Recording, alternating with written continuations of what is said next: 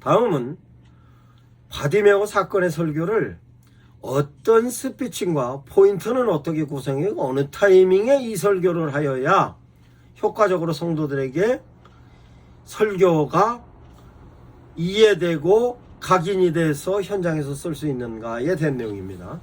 그러면 성도들을 향하여서 결단하게 하고 결단과 변화를 하게 하고 그게 성도들에게 현상으로 나타났던 모습을 목사님들께서 설교의 목적으로 제시할 때 스피칭을 어떻게 하느냐에 따라서 성도들이 그 내용에 공감을 얻을 수 있고 거부할 수도 있는 겁니다. 아무리 설교를 원고를 디자인으로 효과적으로 했다 할지라도 설교를 스피칭에 있어서 디자인이 엉성하면 성도들은 거부하기도 하고 답답함을 느끼기도 하고 하는 것입니다. 그럼 스피칭의 요소는 어떤 요소가 있냐? 스피치입니다. 스피치는 말의 속도를 어떻게 해야 되는가 뿐만 아니라 힘을 어떻게 주서 설교를 해야 하는가 뿐만 아니라 설교를 함에 있어서의 단어는 어떻게 채택하고 그 단어를 피칭을 어떻게 하여야 하는가의 설교의 피칭.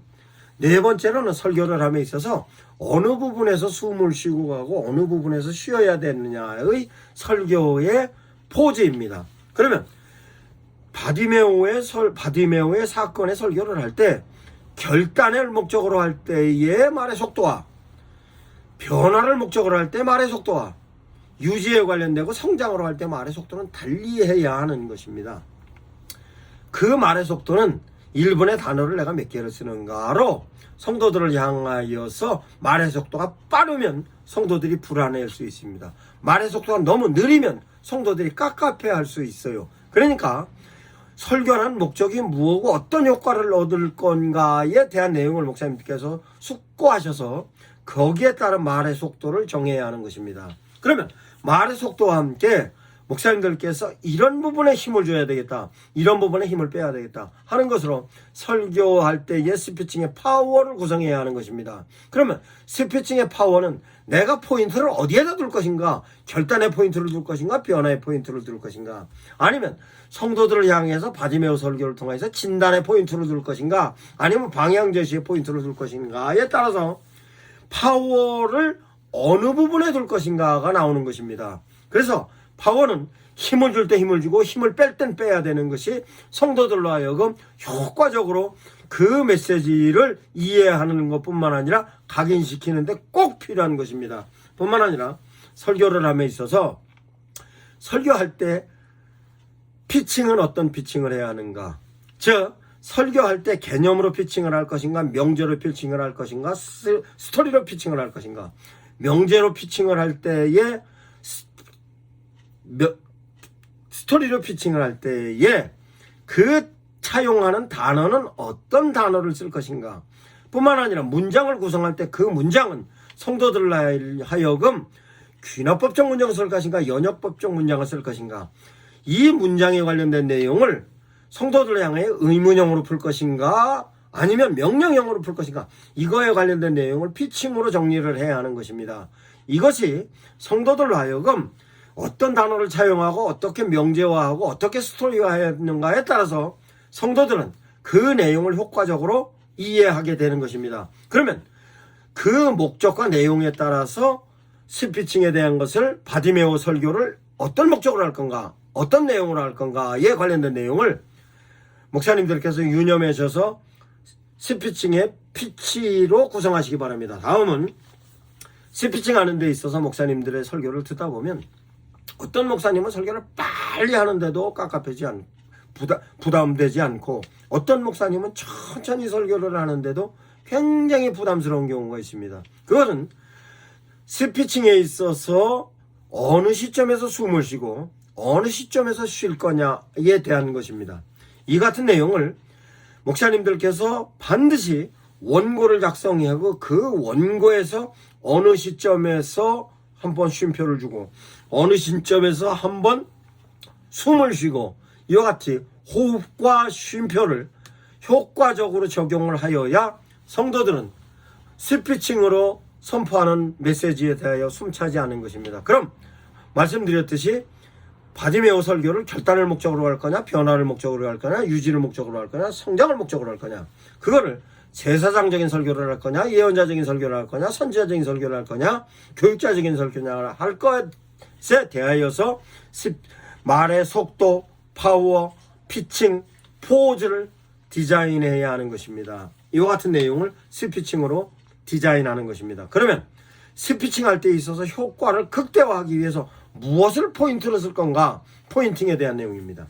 그러면 포인팅은 내가 개념으로 포인트를 둘 것인가, 명제로 포인팅을 둘 것인가, 스토리로 포인트를 둘 것인가에 대한 내용입니다. 그러면 내가 목적을 포인트로 둘 것인가, 아니면 스토리로 포인트로 둘 것인가, 아니면 성도들을 향해서 진단을 포인트로 둘 것인가, 방향 제시를 포인트로 둘 것인가, 이것은 목사님이 어떤 포인트를 두냐에 따라서 그 포인트를 설교의 어느 시점에서 둘 것인가도 타이밍으로 정해지는 것으로 타이밍조차도 포인트가 되는 것입니다. 그러면 실제적으로 포인트를 둔다 했을 경우에 개념적인 포인트를 넣었으면 힘을 줄 것인가 뺄 것인가, 명제로 했으면 힘을 줄 것인가 뺄 것인가, 아니면 스토리를 할 때 말의 속도는 어떻게 될 것인가에 대한 내용이 전부 스피칭으로서의 포인트입니다.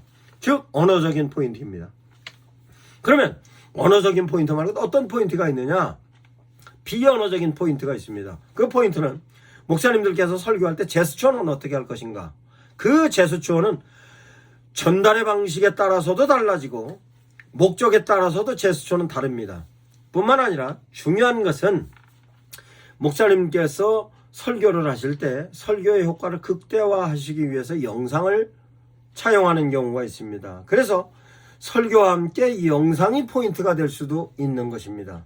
뿐만 아니라 영상뿐만 아니라 목사님들께서 설교를 하실 때 성도들을 통해서 나레이션을 시키는 경우가 있습니다. 그건 나레이션이 포인트도 될 수 있는 것입니다. 이와 같은 내용을 목사님들께서 적절하게 활용하시면 전달의 효과는 극대화되는 것입니다. 다음은 포인트로서 타이밍입니다. 목사님들께서 패턴으로 정리되어졌던 설교의 메시지를 포인트와 함께 타이밍으로서의 내용을 생각하셔야 할 겁니다. 그러면 타이밍은 어떤 타이밍이 있느냐? 목사님들께서 설교 원고를 작성해 놓으면 그 원고를 가지고 스피칭도 뿐만 아니라 포인트도 다 정해놨습니다. 그러면 이 설교를 주일날 낮 예배를 할 것인지, 주일날 오후 예배에 할 것인지, 아니면 금요 철야 예배에 할 것인지, 수요일날 할 것인지, 새벽 예배에 할 것인지, 아니면 교회에서 어떤 이벤트 때 설교를 할 것인지, 아니면 콘텐츠 예배에 할 것인지에 관련된 내용으로 타이밍을 정할 수 있는 것입니다. 뿐만 아니라 교회에서 하는 것인지, 신방을 가서 하는 것인지, 어느 자리로 초청을 받아서 하는 것인지에 대하여 목사님들께서 그 타이밍에 따라서 언제 하는 것이 효과적일 것이다 라는 것은 목사님들께서 생각하실 겁니다. 그러면 그와 같은 설교를 하는 시점으로서의 타이밍과 함께 목사님들께서 포인트를 정해 놓으신 것이 있을 겁니다. 그 포인팅은 어떻게 하느냐, 설교 전반부에 포인트를 쓸 것인가, 중반부에 쓸 것인가, 후반부에 쓸 것인가, 포인트를 한 번 쓸 것인가, 두 번 쓸 것인가, 세 번 쓸 것인가, 네 번 쓸 것인가, 아니면 설교를 함에 있어서 오프닝 때 포인트를 둘 것인가, 아니면 전개에 포인트를 쓸 것인가, 아니면 클로징에 포인트를 쓸 것인가, 이에 관련된 내용을 목사님들께서 철저하게 인식을 하시고 타이밍을 정하시면 설교의 효과는 극대화되는 것입니다. 그러면 실제적으로 전달에 관련된 내용을 좀 더 소상히 설명하자면, 설교를 전달하는 데 있어서 철저한 디자인은 설교를 스피칭으로 속도와 파워와 피칭과 함께 포즈로 반드시 목사님께서 생각하셔야 하는데, 그것은 본인 스스로는 잘 모릅니다. 어떻게 해야 하냐, 목사님 설교를 한번 카메라 앞에서 설교를 진행하시고 그 내용을 가지고 세밀하게 분석을 해보시기 바랍니다. 그래서 실제적으로 TV 프로그램에서 여러 가지 프로그램을 진행할 때는 반드시 리허설을 합니다.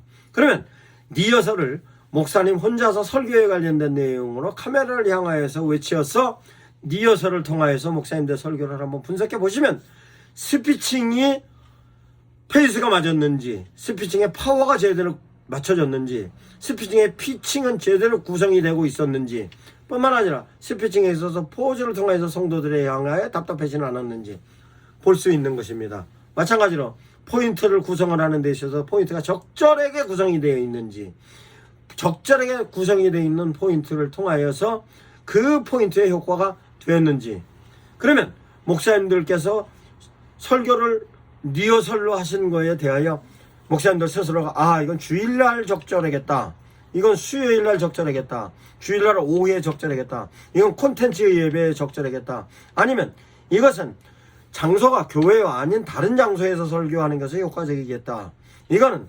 어떤 대상으로 하는 것이 효과적이겠다라고 하는 것이 목사님들 스스로가 리허설을 통해서 목사님 설교가 분석이 될 겁니다.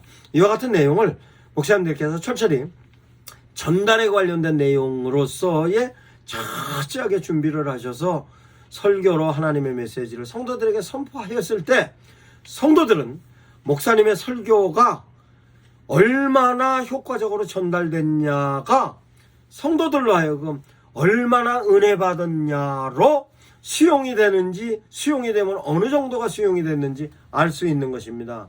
그것을 성도들의 반응을 통하여서 목사님들의 설교의 효과를 얻을 수 있는 것입니다. 목사님들 설교가 성공되어졌을 때에 설교 후 예배 끝나고서 성도들의 반응을 충분히 경험했던 것을 있을 겁니다. 그런 경험했던 이 경험이 있을 겁니다. 이와 같이 목사님들의 설교는 성도들을 향하여서 어떻게 선포되어졌느냐에 따라서 성도들은 은혜로 수용할 수 있고, 아니면 겉으로는 아멘으로 받아들였습니다만 수용하지 않는 경우가 있습니다. 이 내용을 실제적으로 성도들을 향하여서 설교가 어떻게 전달이 됐는지에 대한 내용을 적용적 플랫폼의 개념으로 다시 설명하겠습니다. 미션 아카데미 대표 전원균 목사였습니다.